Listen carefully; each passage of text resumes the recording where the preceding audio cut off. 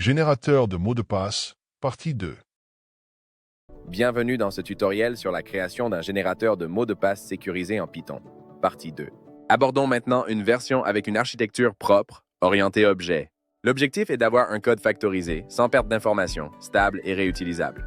Nous utilisons Data Class pour une configuration immutable, Password Config. Cette classe encapsule tous les paramètres de notre mot de passe. Ensuite, la classe Générateur MDP prend cette configuration en paramètres. Deux parties, la configuration des options et la classe qui servira pour appeler deux fonctions. La méthode privée, cree, pool, construit le pool de caractères de manière sécurisée. Méthode publique, generate, utilise la configuration pour créer le pool de caractères et générer le mot de passe. Schématiquement, cela donne ceci.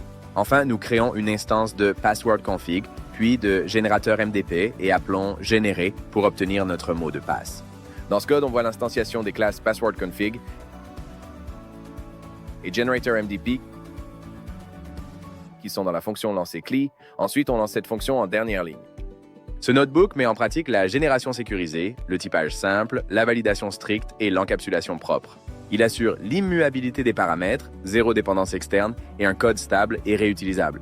Les extensions naturelles possibles incluent le score de robustesse, la génération par phrase secrète, une interface graphique ou une API REST. Vous avez maintenant un notebook complet avec une progression pédagogique claire et un code expert, stable et factorisé. Ce générateur est directement intégrable dans un projet professionnel ou un support de formation. Merci d'avoir suivi.